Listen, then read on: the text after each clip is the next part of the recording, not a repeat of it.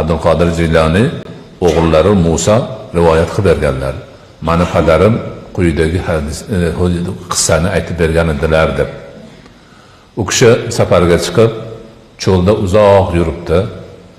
Adashib qolganmi, nima bo'lgan? Suv yo'q, boshqa yo'q, tashnachilik nihoyatda yuqoriga chiqqan. Qattiq qiylangan.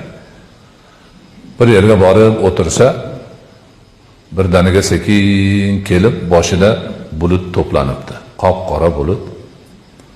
Haligi bulutdan tomchilar tushib, u odam serob bo'pti. Chanqog'i qonibdi, hamma yo'g'i bo'pti. Yana bunday qarasa, qop-qora bulutdan nur taralibdi. Nur taralib, undan keyin bir surat paydo bo'pti-da, "Ey Abdulqodir, men seni Robbingman. Sen u bo'lding, bu bo'lding.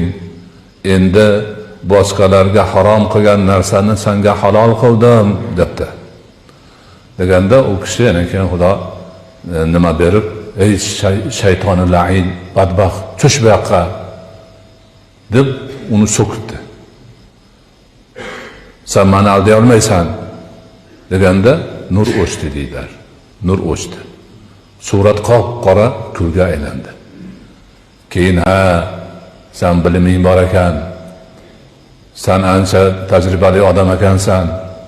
Qutulib qolding. Men shu hiylam bilan ko'p zokirlarni yo'ldan urgan edim, dedi deydi.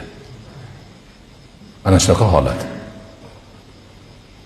Ana shu holat. Shuning uchun nihoyatda demak inson men ibodatga berilib falon darajaga yetib qoldim demasligi kerak. Doim nuqson, banda nuqsondan iborat, doim kamtar bo'lish kerak, doim ibodatda bardavom bo'lish kerak. Allohni demak jamoliga, Allohni demak qurbatiga xolis harakatda bo'lish kerak.